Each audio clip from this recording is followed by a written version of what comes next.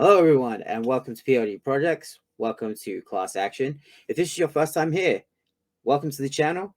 Please leave us a like, leave a subscribe. We're on our way to a humble 500 subscribers.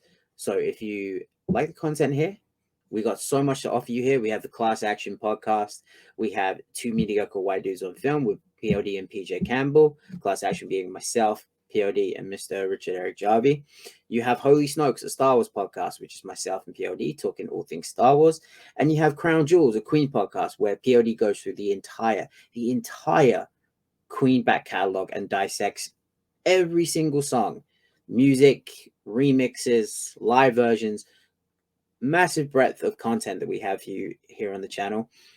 So what is this? What am I doing this for?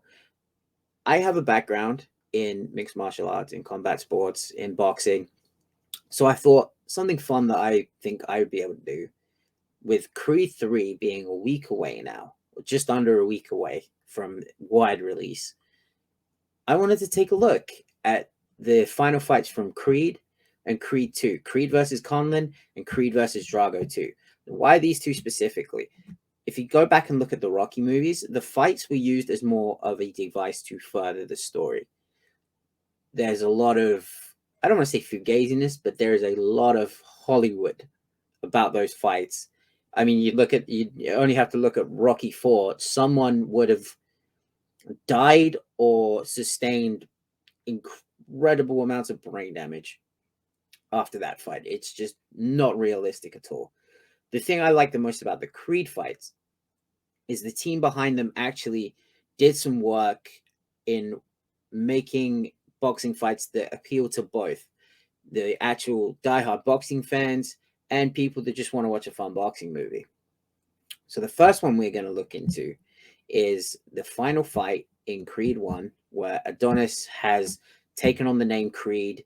He is fighting Ricky Conlan for the title, living up to his dad's name, his dad's reputation, but also stepping out of his shadow. You have Rocky in his corner. You have his dad's name. There's a lot of pressure. And it's his first big fight. It's his first big title fight, which, two human beings fighting each other for sport is not trust me, it's not a natural thing. The nerves can and will at times absolutely consume you, which is a theme that we will see throughout both of these fights in both of these movies. But that being said, these fights are really fun. I really enjoy watching these movies. I really enjoy watching these two fights in particular, which is why I picked them. So we're going to get into it. This is Adonis Creed versus Ricky Conlan. In the black trunks and Adonis Creed in the red. It's really cool to see them. Real quick, it's really cool to see them use actual boxers in these movies. Significantly and also Max Kellerman's there too, which I have my opinions on him, but still. But my point being, they've actually taken personalities and athletes from boxing, whereas the Rocky movies, they took Mr. T, Hulk Hogan, Dolph Lundgren. These are big, physical, imposing men, but they're not boxers. They're not fighters. They've never stepped inside of a boxing ring other than to shoot the movies. So I think it's really cool that they've taken Tony Bellew in this movie. And in Creed 3, we see an appearance by Canelo, who is the pound for pound biggest draw in boxing right now and has been for a very long time. So to get that kind of a cosign for Creed 3 is huge. And I really respect that they've done that. Taller and thinks it will be easy to use his jab to keep young Creed at bay. You can see right away, Jim, how much more relaxed. There's that Bellew movement and that showmanship. He's really like playing it up to the camera. Now, the first point I want to bring up is some of you who may be new to combat sport, maybe new to boxing, may be asking, why the hell is he keeping his hand down like that? Why is he keeping it low like that? Well, there are a number of reasons. For the start, with the shoulder, you're not relying on your hand to catch the punches as they come at you. You can just roll them off your shoulder, roll with the phrase rolling with the punches. It's exactly where it comes from. Not only that, if you see here, his jab, his lead hand is out of Adonis's line of sight. That makes the jab a lot harder to read. You don't know when it's coming from. You don't know what angle it's coming from. And that can really, really put you off your game.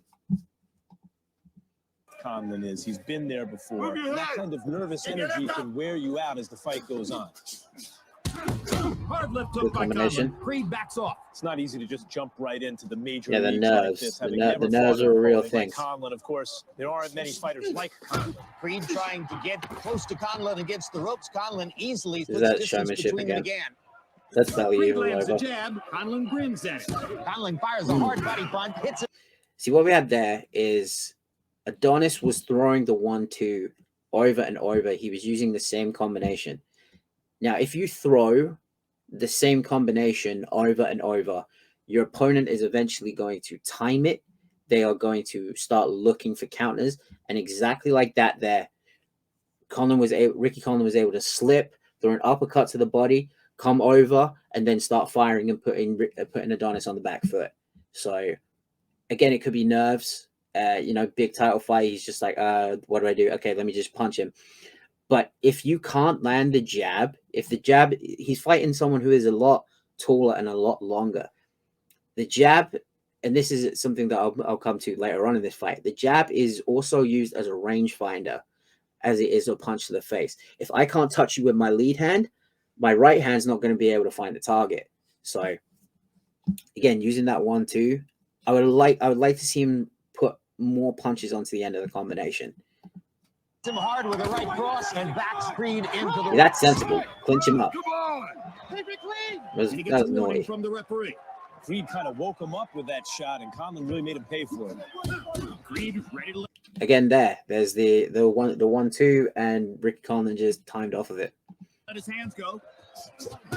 Creed misses and again. gets hit in return. Perfect on the inside. Down goes Creed. 3, 4, 5. Good. 6. Shake it up. Shake it up. But already a knockdown for Ricky Conlan. You okay? Are you sure? Good. Fight. Conlan lands. Okay, that is dangerous to do. Never throw a punch after a bell. For one thing, it's just dirty. You're a prick to do it. And the second thing, you could potentially get a point taken off of you if you do it. The referee here is just going to give him a warning.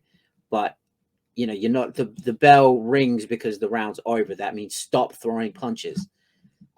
A shot after the bell, and round 1 was all Ricky Conlan. For you now, boy.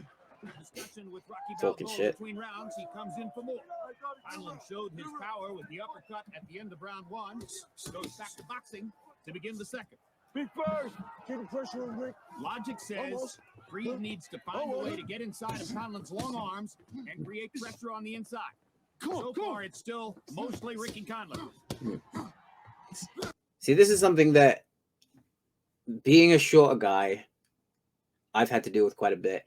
It's that Adonis is finding it difficult as the shorter guy to get on the inside of Ricky Conlan. He's throwing a lot of single shots, 1-2s and single shots. That's not going to get you on the inside. Again, I mentioned how the jab is used as a rangefinder. Double, triple up on it. Keep his guard, keep Conlan's guard busy. So then when you get in close, you can go full Roberto Duran and just start tearing up to the body.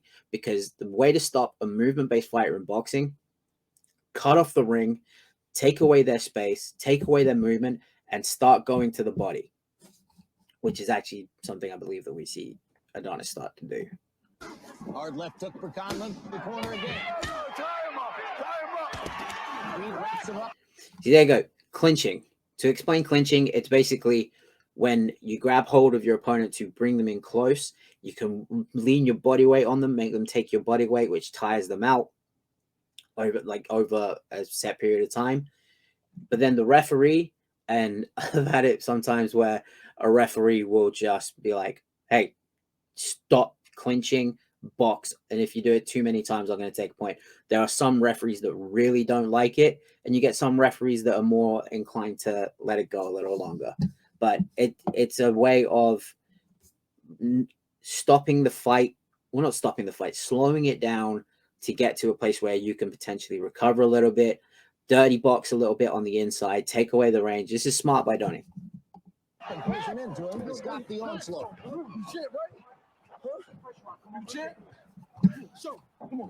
See, this is good too because he's talking shit. He's playing the man. He's playing the man here. He's getting Ricky Conlan to bite down on the bait, get in close, and engage as an ego check, which is, you know, we saw in the movie, like, he likes to push people at press conferences, which you're not supposed to do. Commission can fine you for that. That's stupid. Like, he makes a lot of stupid, irrational moves. So here, Adonis is playing the man. This is wildly, and they are going toe to toe, rapidly becoming a phone booth fight. Someone should have gone down there. Right hand, left hand, both guys landing. This is unbelievable action. See, this style of fighting is fun to watch. It's a lot of fun to watch, but someone would have and should have gone down there. This style favors Adonis more. This up close phone booth fighting, swinging, because now Conlan is not at range. He doesn't have the use of the jab and the long straight punches. He's forced to throw big looping wild shots, which he can't get as much power on because he's close up. It's stifled his power, so he has to really turn more into his punches to generate the power. Whereas you have a guy who, like Adonis, who's built more, he's more explosive. He has that more natural power. So this kind of fighting, it suits someone like Adonis a lot better than someone like Conlan. Hard right hand by Creed.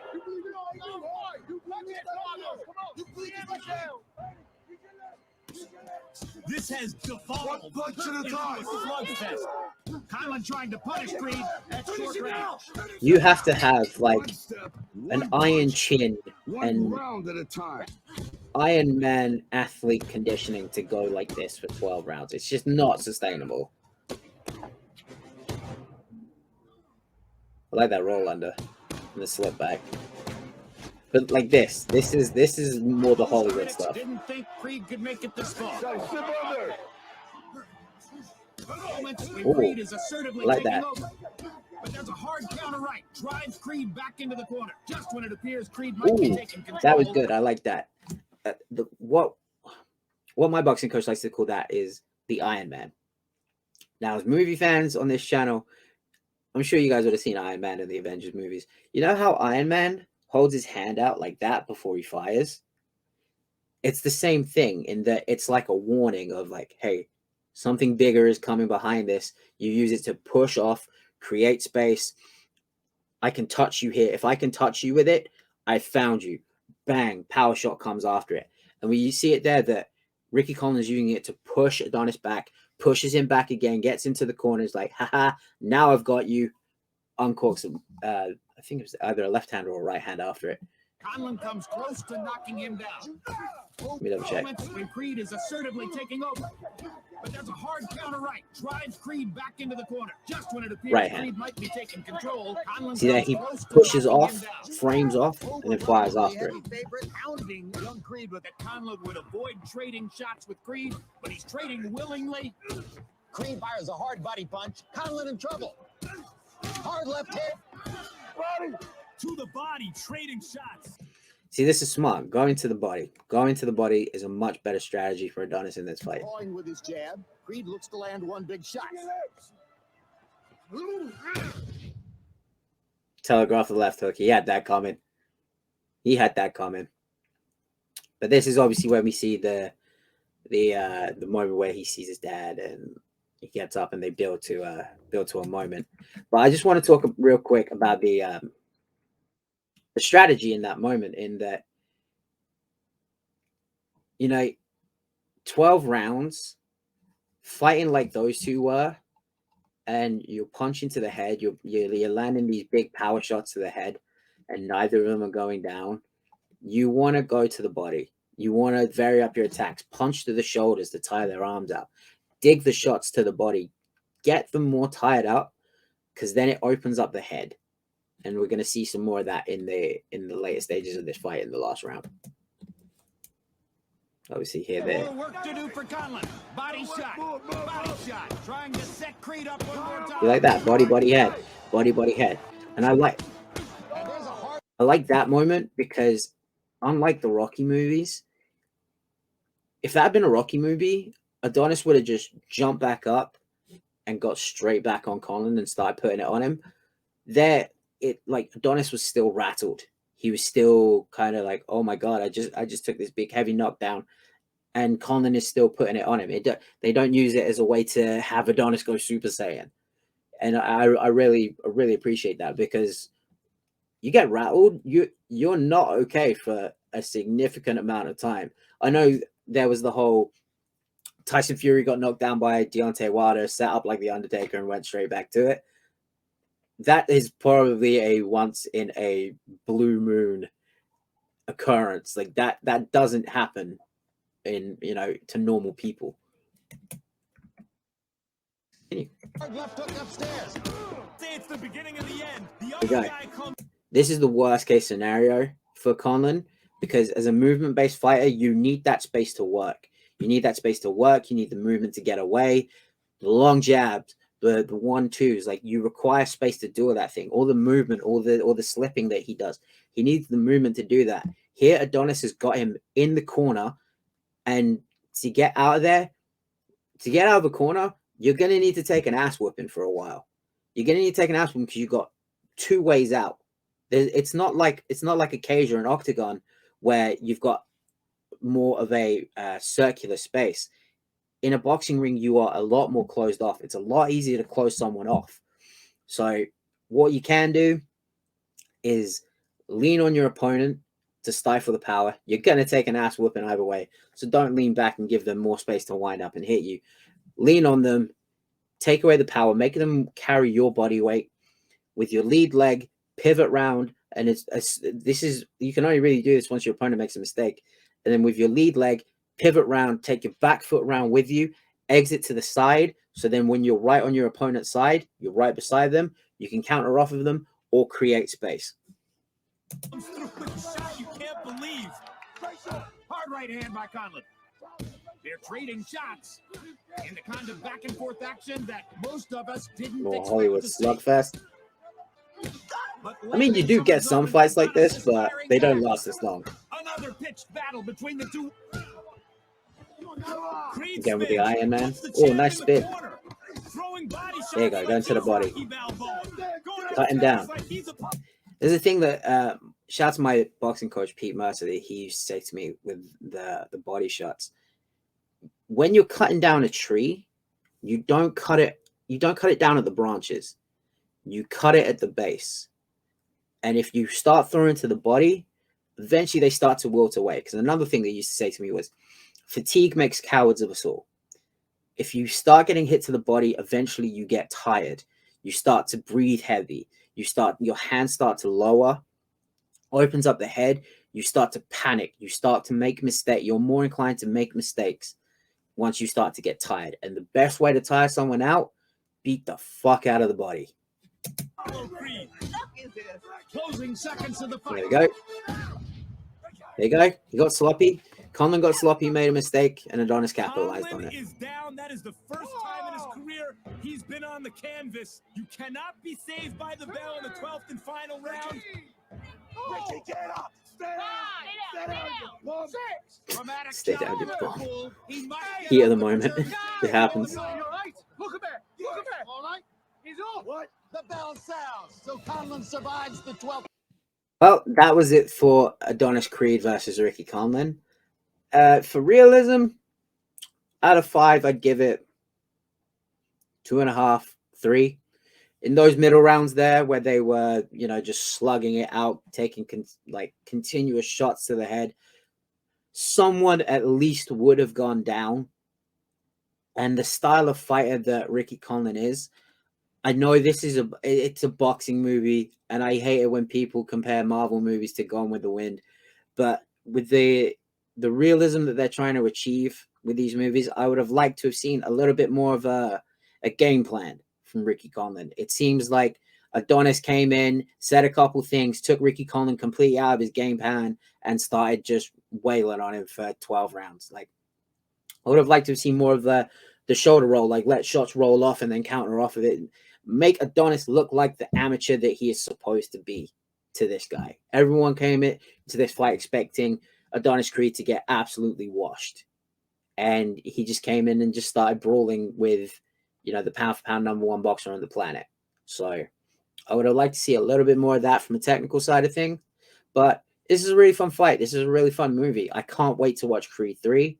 I can't wait to look at the fight between Creed and Drago, the second one, because we know how the first one ends. It's not pretty. So, and it's pretty short. I would rather have the full fight to look at and go over. But yeah, if you like this content, if this is something you want to see more of, I know it's very niche, but it's something I feel like I can provide more of a breadth of knowledge to. So if this is something that you would like to see more of, please leave a comment, leave us a like, leave us a suggestion, and if you could, please share this video, subscribe to the channel. We're trying to get up to 500 subscribers, and we can only do that with help from yourselves. I want to thank everyone who's watching. I want to thank all of our patrons. I want to thank POD for agreeing to let me do this. And with that being said, see you next time.